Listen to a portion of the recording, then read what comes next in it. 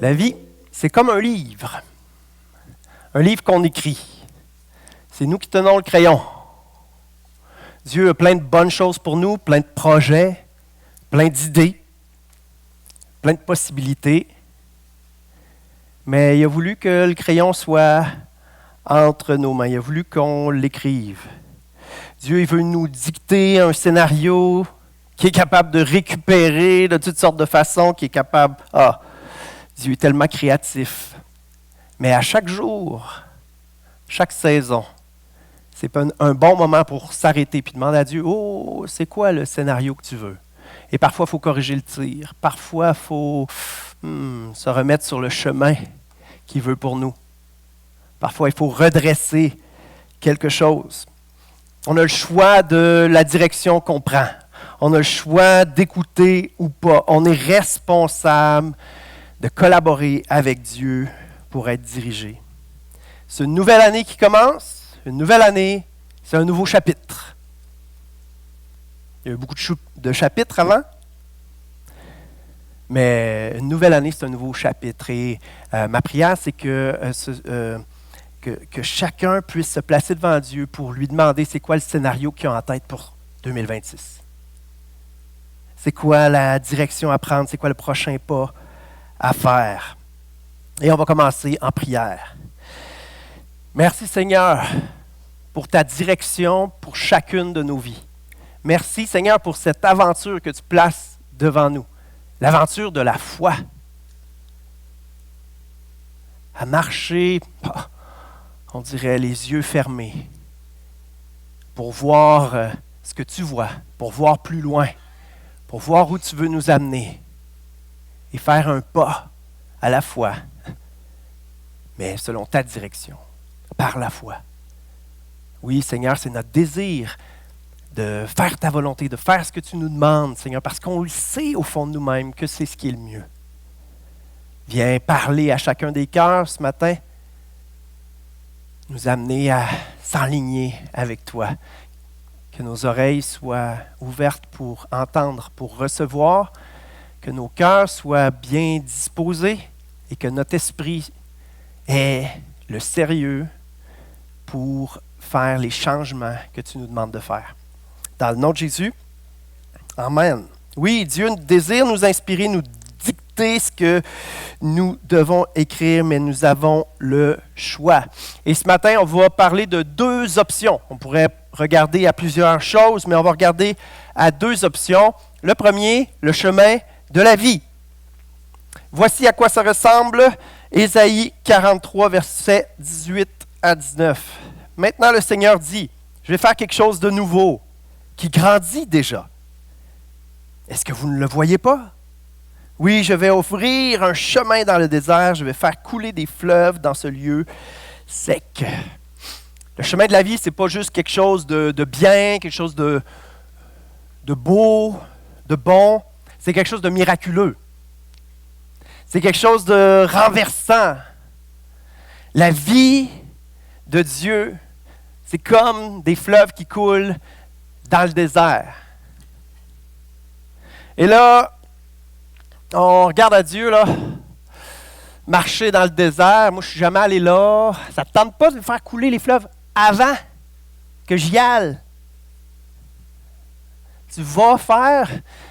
J'ai fait couler, c'est ça. Ça m'aiderait à avancer. Et non, ça ne serait pas marcher par la foi. Ça ne serait pas de faire confiance à Dieu qui va ouvrir un chemin dans le désert et faire couler des fleuves dans les lieux arides. Le chemin de la foi avec Dieu est un chemin où il y a de l'incertitude. La foi, c'est d'avancer malgré l'incertitude. La garantie est spirituelle. Pas, nos yeux ne la voient pas la plupart du temps, pas tout le temps. Mais surtout quand on a besoin de redresser quelque chose, surtout quand on a besoin d'un nouveau départ. C'est par la foi dans des promesses que Dieu va faire des miracles, qu'on peut véritablement avancer dans ce qu'il veut. J'aime utiliser l'expression l'aventure de la foi. Pourquoi c'est une aventure? Parce qu'il y a de l'imprévisible, il y a de l'inconnu. Ça demande du courage. Et le courage, c'est quoi? C'est de faire confiance à Dieu malgré la peur, malgré l'incertitude, malgré que ce soit inconnu. L'autre chemin qu'on va voir, on voit le chemin de la vie, fait qu'on va voir le chemin de la mort? Non! On est du bon monde, nous autres. Chemin de la mort, franchement, on est rendu à une autre étape. Le chemin dont on va parler, c'est le chemin de l'habituel, le naturel, le chemin du statu quo, le chemin de ce qui est connu.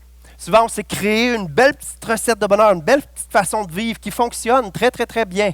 Et ça, c'est la normalité, c'est le chemin habituel, le chemin normal. Pas nécessairement comme tout le monde, mais un chemin qu'on s'est créé, qui fonctionne bien.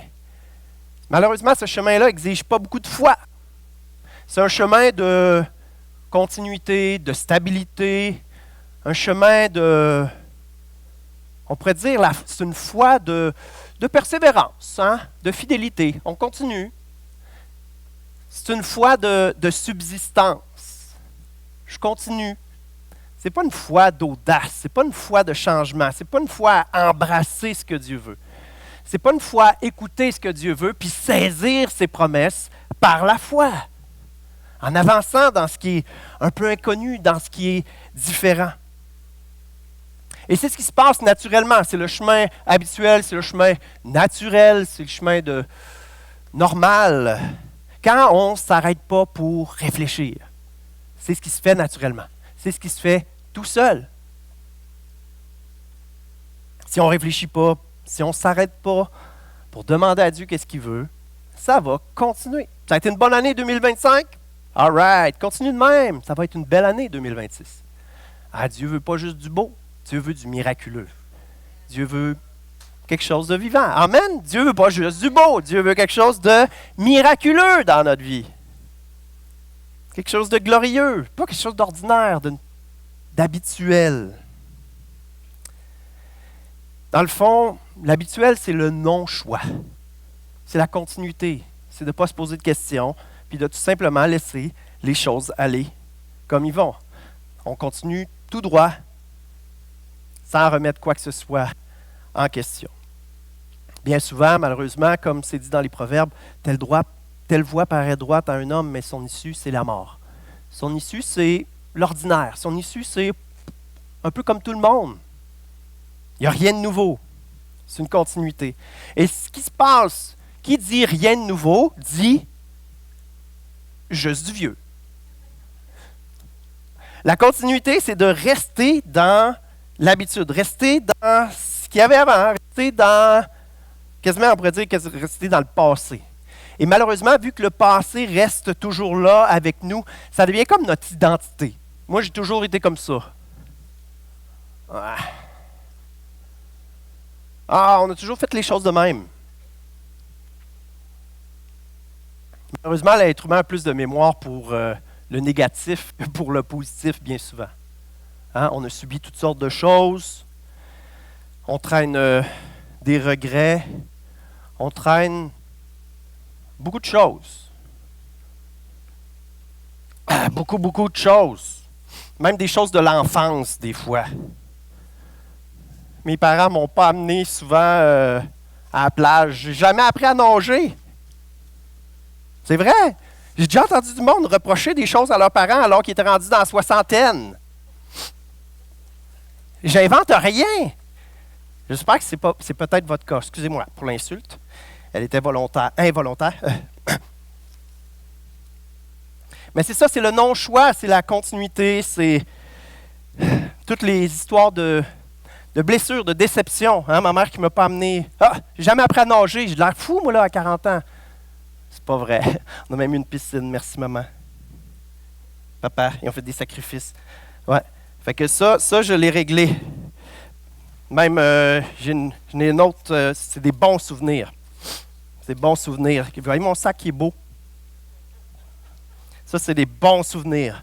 Je dirais même les bons souvenirs ont besoin d'être sanctifiés parce que souvent, on ne se rappelle pas que c'est Dieu qui a fait ce qui est bon. On est allé dans des centres d'hébergement. On a eu des moments joyeux, un petit cœur de Noël. On est allé dans 4 centres d'hébergement, des résidences. On a chanté des chants de Noël. C'était tout simple. Des beaux chants, c'était joyeux. Le message de Jésus était là. Et on pourrait très bien se dire, « Ah ouais, c'était bien chouette, c'était le fun, là. » Non, c'était pas le fun, c'était divin. Si c'était bon, c'était divinement bon. Il n'y a rien de bon en dehors de Dieu. Donc, même nos bons souvenirs ont besoin d'être sanctifiés, ont besoin d'être mis à la lumière de Christ. Si tout ce qui est bon, ce qui est parfait, ce qui est glorieux vient du Père des Lumières, il faut prendre le temps de réaliser que ça venait du Père des Lumières, que ça venait de Dieu. Merci Seigneur pour tout ce qui est bon. Donc, je me suis présenté à la croix, à Jésus, à Dieu, puis mes souvenirs, non seulement c'est des bons petits souvenirs, c'est des souvenirs divins, sanctifiés. Dieu a été là à travers mon histoire et a fait plein de bonnes choses. Ésaïe 43, versets 18 à 19. On l'a lu tantôt. Ah, mais j'avais enlevé des petits bouts. Il est coquin. Maintenant, le Seigneur dit, ne pensez plus à ce qui est déjà arrivé. Oubliez le passé. En effet, je vais faire quelque chose de nouveau qui grandit déjà. Est-ce que vous ne le voyez pas? Oui, je vais ouvrir un chemin dans le désert. Je vais faire couler des fleuves dans ce lieu sec. Quand on regarde à ce qui est derrière, on ne regarde plus en avant. Si on ne choisit pas de façon délibérée d'aller sur le chemin de la vie, mais qu'on est sur le chemin de la continuité, de l'habituel, on ne se rend pas compte qu'on continue de penser au passé, qu'on continue de porter le passé. Et écoutez bien, celle-là, elle va être bonne. On ne pourra pas courir en 2026 si on garde 2025 sur le dos. C'est bon, hein? On ne pourra pas courir en 2026 si on garde 2025 sur le dos. Alors, 2025, je le remets au pied de la croix. Alléluia. J'ai mis une partie de mon enfance aussi, certaines déceptions. Fait que c'est bon, je cours en 2026. Il reste des choses? Ah, c'était dans mon angle mort. Merci de me le signifier. Vous savez, les gens qu'on aime, bien souvent, c'est eux qui vont nous signifier qu'il y a des choses dans notre angle mort. Je ne le voyais pas. Et peut-être que c'est votre cas. Ce n'est pas juste 2025 qu'on porte sur nos épaules. 2024, 2023, 2022, 2021, on est né en quelle année? Oh, on en porte pas mal finalement. Mais on ne le voyait pas. Ah, j'en prends conscience. Depuis le début de ma vie chrétienne, quand même, il y a de la job qui s'est faite. Mais il y a encore des angles morts. Ah! Je pensais que, tu sais, moi, il aurait pu se passer bien des belles choses, mais on ne m'a pas fait de place. On ne m'a pas ouvert la porte. Il est arrivé telle chose, telle chose, telle chose. Fait que c'est dommage. Y en a-tu qui se disent ça des fois? Oui, on se dit ça. Et souvent, c'est vrai. Mais bien souvent, c'était comme des avertissements. Prends le temps de t'arrêter. Peut-être que ce n'est pas juste des causes extérieures qui font que tu n'avances pas pleinement, que tu t'épanouis pas pleinement. Peut-être qu'il y a une part d'angle mort qu'on ne voit pas. Petit angle mort de rien, regardez. Hein? Oups! Il n'y a rien là? Non? Vous voyez de plus? Voyez non. Il n'y a rien. Mais ce qui arrive, c'est que quand on prend conscience de ça, on se dit, ah, peut-être que je devrais... Oh boy! Oh boy! Ouais.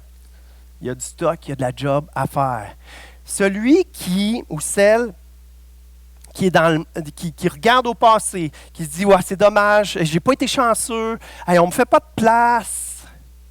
Il regarde juste à des choses extérieures. Il regarde juste aux autres. Il regarde juste aux circonstances. Il ne regarde plus à lui-même. Si les gens ne te font pas confiance pour t'ouvrir des portes, c'est peut-être parce que juge que tu n'es pas digne de confiance. S'ils jugent ça, c'est peut-être pas parce qu'ils ne sont pas gentils, puis ils t'ont jugé. C'est peut-être parce qu'il y a des éléments dans toi, effectivement, qui font que tu n'es pas digne de confiance. Et là, quand tu laisses le Seigneur regarder, mettre la lumière là-dessus, oui, c'est lettre, oui, ça fait mal. Mais est-ce qu'on veut rester dans le passé, continuer d'être victime de notre passé, ou on veut avancer en 2026? Mais non, mais ça fait combien d'années que c'est ordinaire? Il me semble que ça n'avance pas comme je voudrais. Hein? Il y a plein de choses qui arrivent. Mais non, les choses, tu les as dans le dos, puis tu ne les vois pas. Si on veut être capable de courir 2026, continuer de progresser en 2027, 2028, jusqu'à ce que le Seigneur revienne, ou jusqu'à ce qu'il vienne nous chercher, il faut faire du ménage. Il faut se libérer. Il faut déposer au pied de la croix. Bien souvent, on l'a fait. Puis finalement, on en reprend. C'est plusieurs choses qu'on fait. Bien souvent, on l'a fait, mais il reste encore des couches. C'est comme un oignon. Tu enlevais la pelure, tu enlevais la première épaisseur, puis finalement, il y a d'autres couches en dessous. On pensait que c'était réglé, on pensait que c'était fait. Mais il en reste encore. Et parfois, ça c'est terrible. Le Seigneur fait l'œuvre, puis finalement, on reprend. Mais il est temps de s'alléger. Il est temps de laisser le Seigneur nous libérer. Là où est l'Esprit du Seigneur, là est la liberté. Ouais, là où est l'Esprit du Seigneur agissant. Il veut être agissant, mais il nous laisse le crayon entre les mains. Hébreux 12, 1. Rejetons donc, nous aussi, tout ce qui nous empêche d'avancer. Rejetons le péché qui nous enveloppe si facilement. Courons jusqu'au bout la course qu'on nous propose. Mes amis chrétiens, le péché, ce n'est pas juste des mauvaises actions, des dépendances. Le péché, c'est des imperfections que tu n'es pas conscient. Le péché, c'est les choses que tu as subies et que tu gardes dessus. C'est tout l'impact du péché dans notre vie qu'on garde si on ne s'arrête pas pour en prendre conscience. Regardez à l'impact courageusement, malgré que ça peut être humiliant parfois. On porte du péché. Pas juste les gros scandales chrétiens qui ont des comportements troublants. Chacun d'entre nous, si délibérément on ne rejette pas au pied de la croix sur Jésus qui a porté nos péchés, nos manquements, nos blessures, nos imperfections. Il a porté tout ça. Et c'est quand son pardon vient qu'on est libre. Quand on le voit agir, c'est là l'Esprit de Dieu agissant qui fait qu'on est libre, qu'on peut courir en 2026. Sinon, il y a plein de liens qui nous retiennent du passé, une lourdeur qui vient du passé et on n'est pas capable de courir. Je parle de laisser le passé, ce qui est derrière, bien surtout en fait l'impact du péché et tout ça. Ça ne veut pas dire nier le passé. Surtout du fait qu'il y a des leçons à prendre, mais il y a aussi beaucoup de bon. Dieu a été à l'œuvre dans le passé. Il faut garder ce qui est bon. Dans Psaume 103, verset 2, « Mon âme bénit l'Éternel et n'oublie aucun de ses bienfaits. » La plupart des chrétiens connaissent parfaitement le verset « La foi vient de ce qu'on entend vient de la parole de Dieu. » Et là, on pense que c'est la Bible. Amen. Mais la Bible, ça doit être la parole vivante. Ça veut dire le Saint-Esprit qui l'a inspirée, qui la révèle à nos cœurs.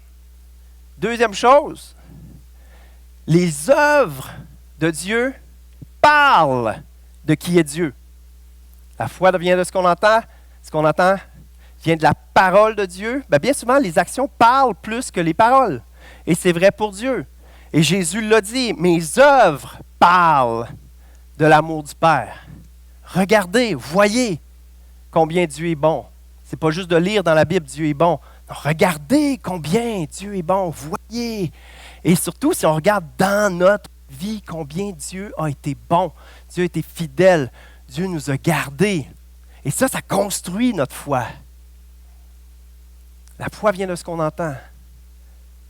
regarde, mais vient de ce qu'on entend. Si vous êtes un auditif, vous dites, ah, c'est bon ça. Vient de ce qu'on voit. Vient de ce qu'on ressent de Dieu. Et si on prend le temps de méditer, de se rappeler, de réfléchir sur tout ça, ça construit notre foi. Dieu a agi dans le passé. Amen! Ça solidifie ma foi et se donne le goût d'aspirer à plus encore. Ça donne le goût d'aspirer à quelque chose de nouveau, parce que Dieu renouvelle.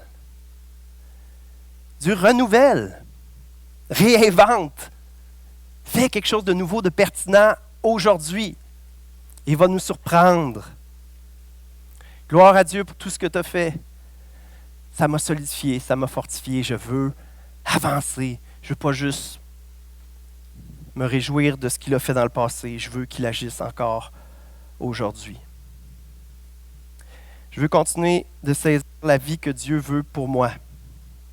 La foi pour saisir ce que Dieu veut aujourd'hui, en ce début d'année 2016-2026, chaque dizaine et 36, je veux saisir ce que Dieu a pour moi aujourd'hui. Ce que Dieu veut faire de nouveau. J'ai commencé à le citer dans Lamentation 3, verset 22-23. La bonté du Seigneur n'est pas épuisée. Il n'a pas fini de montrer son amour. Chaque matin, sa bonté et son amour sont tout neufs. Oui, ta fidélité est immense. Il renouvelle ses bontés chaque matin. Renouvelle, ça ne veut pas dire récupérer. Ça ne veut pas dire recycler. Ça veut dire réinventer. Faire quelque chose de nouveau. Pas habituel, pas le normal, pas juste ce que tu as connu dans le passé. De nouveau. Il y en a qui aiment le nouveau, il y en a qui résistent au nouveau. C'était bien dans le passé. Amen. Et là, Dieu veut renouveler. Il n'a pas fini d'agir. Dieu renouvelle ses bontés à chaque matin pour encourager ceux qui se disent « ça vaut-tu la peine ?» S'il renouvelle à chaque matin, là, une année, c'est 365 jours de renouvellement. C'est un package deal de 365 renouvellements de la bonté de Dieu. Dieu veut faire quelque chose de merveilleux en 2026. On a 365 jours pour le découvrir. 365 jours pour le voir à l'œuvre, pour le voir nous libérer, nous alléger, nous faire découvrir la vie avec lui, qui est complètement différente de la vie habituelle, ordinaire, normale. Et même pour le chrétien qui a fait un bon cheminement, mais qui est tombé dans sa normalité chrétienne. Il y en a une normalité chrétienne, il y en a des habitudes chrétiennes qui font qu'on ne veut plus ce que Dieu veut faire de nouveau. Dieu n'est pas nouveau, mais Dieu renouvelle. Son vin nouveau est infiniment parfait et bon et pertinent aujourd'hui. Il l'était hier. Merci Seigneur de nous avoir dirigés hier. Il l'est aujourd'hui. Est-ce que nous, on est dans le passé ou on regarde à l'avenir, à ce que Dieu veut faire?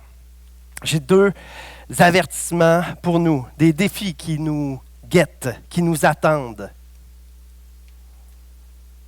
Si on embarque dans quelque chose de nouveau, si on embarque dans ce que Dieu veut pour nous, ça implique des changements. Qui a une vie bien remplie?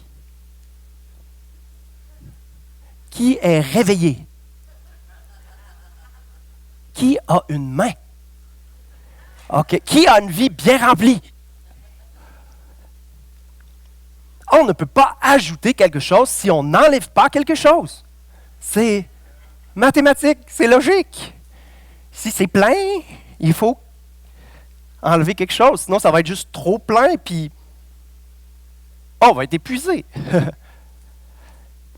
Donc, ça, c'est quelque chose qui nous guette. C'est une décision à prendre. Enlever quelque chose pour faire de la place pour ce que Dieu veut. Un changement de direction, ça implique de renoncer à ce qui semblait y avoir devant, qui était sécurisant, qui était intéressant. C'est de l'investissement de temps, investissement d'argent. On a offert un programme 75 $. C'est de l'investissement. C'est minime pour certains, c'est considérable pour d'autres. Peut-être que vous ne pouvez plus le faire, mais vous croyez dans faire partie d'une église en santé, donner pour financer ce que Dieu veut faire dans vos frères, dans vos sœurs. Vous allez en bénéficier. Ça aurait été simple pour vous de donner 75, mais vous n'avez pas le temps, vous ne pouvez pas le faire dans la saison actuelle. Donnez-le pour quelqu'un d'autre. Parce que ce n'est pas vrai que c'est facile pour tout le monde de sortir un 75 $. Sachez que ça va être bien géré dans l'Église. Probablement qu'on va demander à la personne de donner quand même 20 $ pour investir, montrer son sérieux dans la chose. Mais l'argent, c'est quelque chose quand même de nécessaire. Et ici, c'est ce que le Seigneur nous a donné pour bénir, pour faire du bien. Il nous l'a confié pour qu'on l'utilise bien, pas pour qu'on l'utilise juste pour nous-mêmes. Ça va impliquer des changements. Quand on change de contexte, une chose particulière qui se passe aussi, c'est qu'on ne côtoie plus le même monde. On côtoie du nouveau monde et il y a des gens qui font moins partie de notre vie. Qu'est-ce qui se passe dans ce temps-là? Ces gens-là vont nous le reprocher. Ces gens-là vont nous critiquer. Je connais un couple qui était très, très, très impliqué dans son église et qui a réalisé qu'il négligeait un peu sa famille. Et ils ont décidé de faire plus attention à ça. Deux bonnes choses. Ils ont décidé de faire attention à leur famille. Il y a beaucoup de personnes non chrétiennes qui leur disaient « Voyons, vous êtes rentrés dans une secte, c'est bien trop intense votre affaire. » C'était une saison dans leur vie. Mais là, il y avait besoin d'une saison où ils prennent soin de leur famille, qui les rassure. Je ne suis pas dans une secte, j'ai trouvé le chemin de la vie. Je te le souhaite à toi aussi. Ah, puis des fois, ce n'est pas de le dire, c'est juste le vivre. Ça paraît que la vie est entrée en nous. Il y a des saisons, il y a des choix à faire qui impliquent de tasser quelque chose pour embrasser ce que Dieu veut en priorité dans notre vie. Mais on est tellement bien avec les gens qu'on connaît.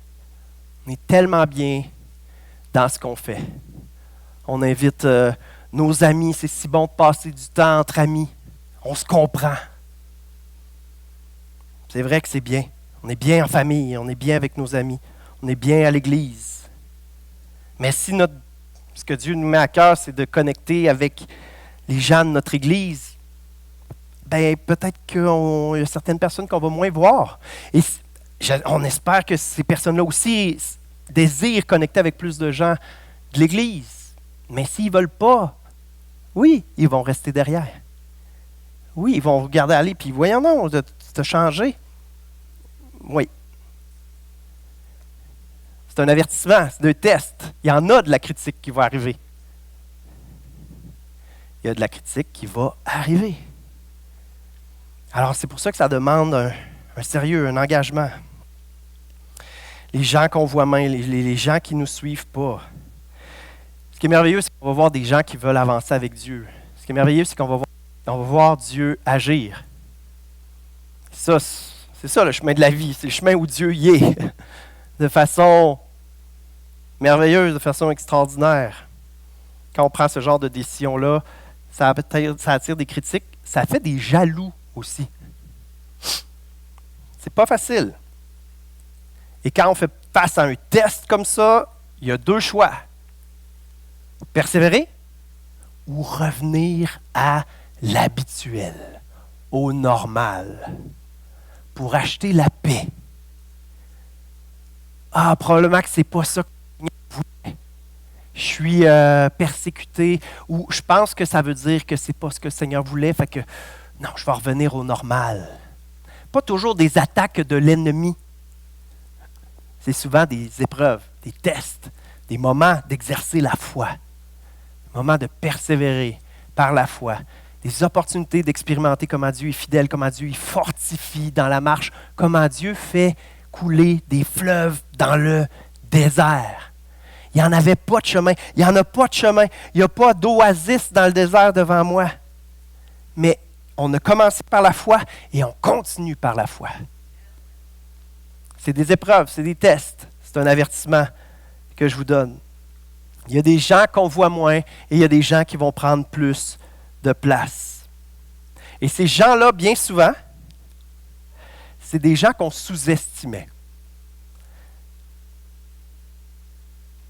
On était bien avec nos amis, on les valorisait, on les estimait. Et malheureusement, l'être humain est comme ça. Les autres pensent différemment, sont différents. Par exemple, les nouveaux arrivants, les jeunes, les enfants, les non-chrétiens. Pour d'autres, c'est les chrétiens.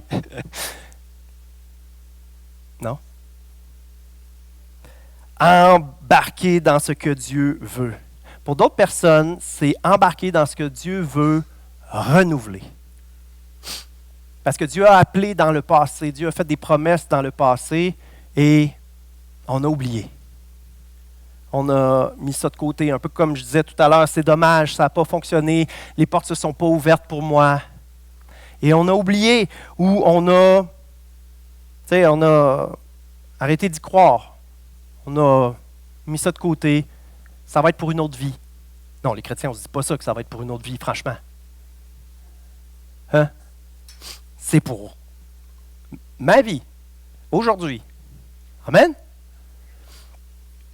C'est pour ma vie. Dieu veut faire une œuvre. Embarquer dans ce que Dieu veut renouveler, parce que parfois, ça prend du temps.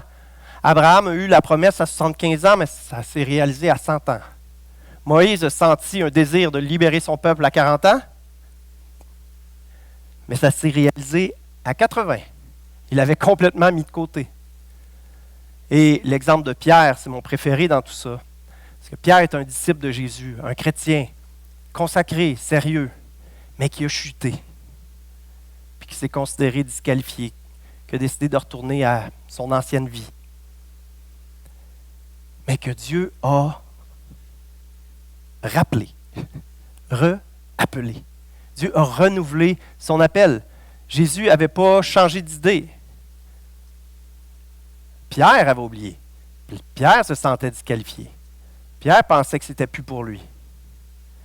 Mais Jésus a renouvelé. Saisir ce que Dieu veut renouveler.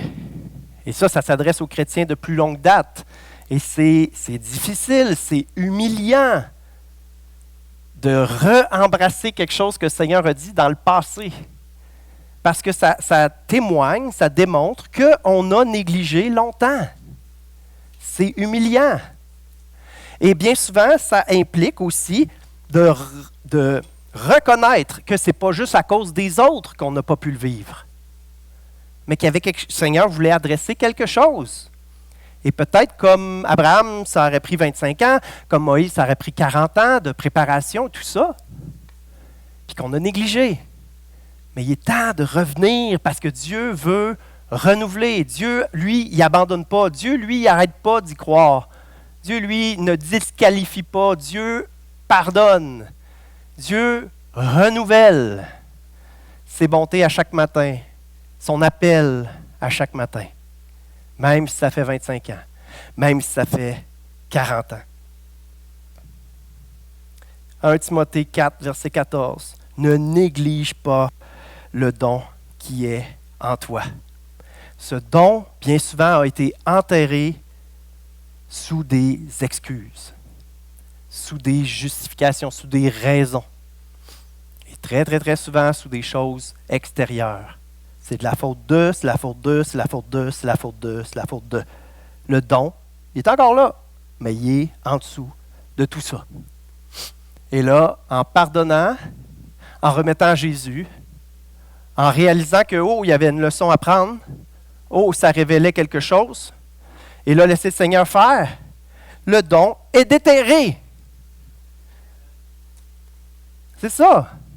On est à risque de ces choses-là. C'est ce qui se fait naturellement. C'est le chemin habituel, le chemin normal. C'est ce qui se fait naturellement, normalement, si on ne prend pas le temps de réfléchir et rechoisir ce que Dieu veut. Parce que renouveler, ça veut dire rechoisir, reaccepter, recroire, se réapproprier. On a voulu saisir dans le passé la volonté de Dieu, il faut la ressaisir. Aller la rechercher. Ce que l'ennemi a volé, allez le rechercher. aller dans le camp de l'ennemi, rechercher ce qui a volé. Avec le Seigneur, c'est possible. Passer de négliger le don qui est en nous à « me voici, envoie-moi ». Ésaïe 6, 8. Ça, on le dit quand on est jeune chrétien, zélé, motivé, plein de foi. Si ça a été ça, notre foi dans notre vie, c'était une foi émotionnelle et immature, mes amis. Si nos voici, me voici, envoie-moi, ça a été à des moments où on le sentait. C'est une foi émotionnelle. Ce n'est pas une foi adulte. C'est la foi d'un enfant. La foi adulte, c'est quelqu'un de solide qui veut courir, qui veut vivre, plonger dans la volonté de Dieu.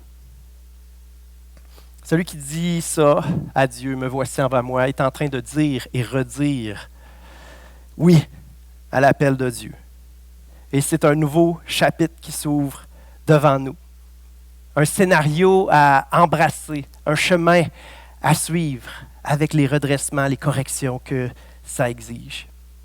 On est invité à écrire un nouveau chapitre, à avancer dans la direction que Dieu indique ou pas.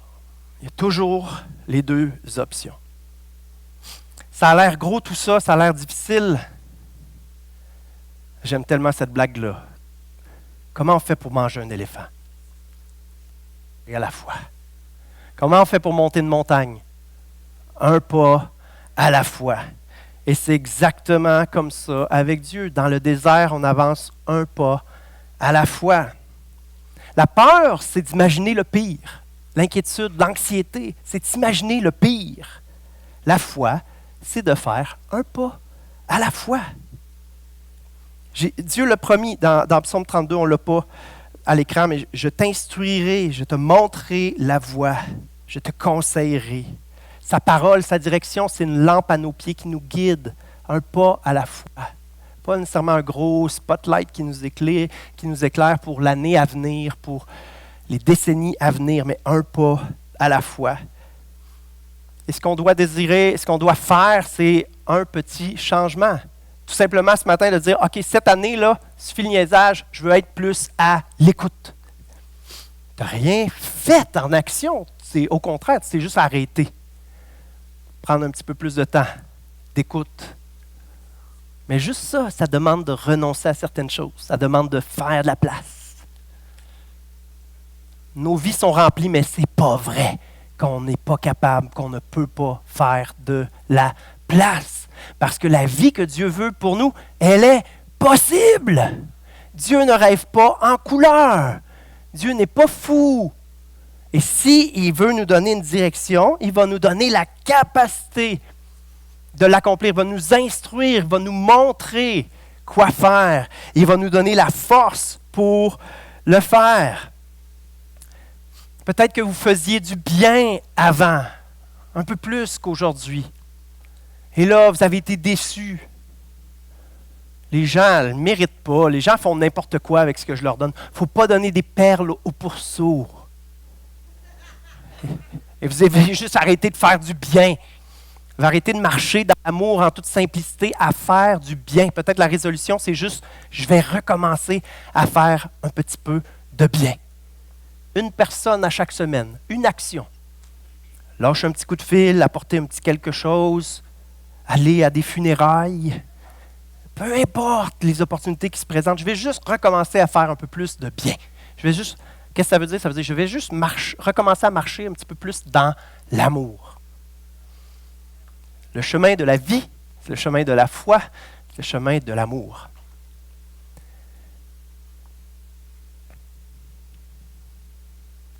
C'est peut-être participer un peu plus activement à la vie de l'Église.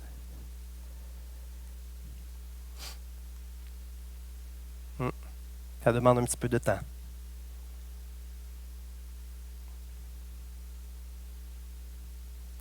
Si vous vous impliquez déjà à l'Église, c'est peut-être d'arrêter juste d'être un serviteur, mais aussi d'être un leader qui mobilise, qui encourage, qui forme des gens pour faire ce que nous, on faisait. Et c'est drôle, une fois qu'on a formé quelqu'un, Dieu ouvre nos yeux sur quelque chose d'autre à faire. Et Dieu nous a formés à travers ça. Je trouvais que les jeunes, c'était des fainéants, pas capables de rien faire. C'est drôle, j'en ai formé un finalement. Il est vaillant, pas mal bon. On dirait qu'il fait mieux que moi avant. Tu ne le dirai pas, là? À Noël, je vais écrire une carte, puis il va l'avouer peut-être. Parce que dans le courant de l'année, Dieu va avoir fait un travail. J'inviterais un placier à aller chercher Marie-Claude parce qu'on va faire un exercice très, très concret ensemble, tout simple. Je veux revenir sur le fait qu'il va y avoir des changements à faire, des décisions à prendre et des nouvelles personnes à découvrir. Comme dans une histoire, des nouveaux personnages qui arrivent. Comme je le disais tantôt, souvent, ce que Dieu va vouloir utiliser pour nous former, nous transformer, nous faire réaliser des nouvelles choses, il va utiliser des gens qu'on a tendance à sous-estimer. Si vous sous-estimez les chrétiens, mais que le Seigneur vous dit « OK, là, embarque dans un petit groupe connexion. » Tu vas découvrir qu'il y a des trésors assis autour de toi à chaque dimanche. Puis Dieu vous bénit à travers des personnes que vous n'auriez jamais pensé. Si vous embarquez dans un programme de guérison, de libération, dans ce temps-là, on se rend compte qu'on avait des bons petits angles morts, des bons gros angles morts. Et Dieu fait une œuvre de libération qu'on n'aurait jamais pensé. Dieu fait des choses nouvelles. Nouvelle égale inconnue. Nouvelle égale découverte. Laissons Dieu nous surprendre. Je parlais des jeunes, il y a les nouveaux arrivants aussi. Ils sont tout autant intelligents que quelqu'un qu'on comprend bien, qu'on comprend mieux. Ils sont capables de beaucoup de choses, ils ont beaucoup à nous apprendre. Et l'amour entre les nations, c'est tellement quelque chose de divin, de glorieux que Jésus a rendu possible. Tellement de choses à découvrir. Les personnes avec qui on a des blocages sont ceux que Dieu veut utiliser dans notre vie. Alors qu'on va sortir de l'habitude, sortir du comme tout le monde, sortir du normal. Mais est-ce qu'on va le faire? Bien souvent, le dimanche matin, on a compris quelque chose, on n'est pas pire d'accord. Puis là, la semaine avance, puis on oublie. Puis là, on s'en rappelle, puis on se dit, ouais, il me semble que c'était pas pire, mais franchement, là, non, pas besoin de ça. C'est ce qui se passe. C'est un autre avertissement. Si, en ce moment même, le Saint-Esprit vous dit c'est une bonne idée, remettez pas en question ce que le Saint-Esprit vous a dit. Parce que si vous ressentez vous prenez conscience de ce besoin-là, ce n'est pas le diable qui vous inspire ça. OK? Non. Il veut que vous marchiez dans l'habitude, dans le normal. Les bons petits chrétiens qui sont comme ça, pareil, depuis des décennies, ils ne dérangent pas l'ennemi. Ils ne font pas une différence pour le royaume de Dieu. L'ennemi, s'il ne peut pas nous avoir, il fait juste nous garder normal. Il va essayer de nous distraire un peu par plein de choses pour pas qu'on fasse ce que Dieu veut qu'on fasse. Et c'est là que oui, il y a des obstacles, des difficultés, des combats, un besoin de s'accrocher à Dieu. C'est ce qui se fait naturellement, mais ce n'est pas ce qu'on veut. Qu'est-ce que vous voulez écrire en 2026? Qu'est-ce qu'on veut écrire en 2026? Quel virage est-ce qu'on doit prendre? Alléluia. Fermez les yeux, s'il vous plaît. Prenez un temps de prière. Seigneur, ouvre nos yeux sur ce que tu as fait dans le passé qui est bon, qui aurait dû construire notre foi, alors qu'on a porté trop attention à ce qui a été moins bon et qui nous a découragés, qui nous a ralentis et qui a fait qu'on est entré dans une vie spirituelle de routine, de préservation, à garder un minimum de petites disciplines spirituelles, mais où on le reconnaît, il n'y a pas de vie, il n'y a pas de transformation, il n'y a pas de miracle. Je ne vois pas de fleuve apparaître dans le désert. Je ne vois pas de chemin s'ouvrir devant moi. Mais ce n'est pas parce que tu n'es pas capable, Seigneur. C'est parce que je suis resté sur le chemin de l'habitude, le chemin du normal, le chemin du statu quo depuis trop longtemps. C'est terminé, Seigneur. Je veux déterrer mes dons. Je veux déclarer, me voici, envoie-moi, guide-moi, dirige-moi. Dans le nom de Jésus, Amen.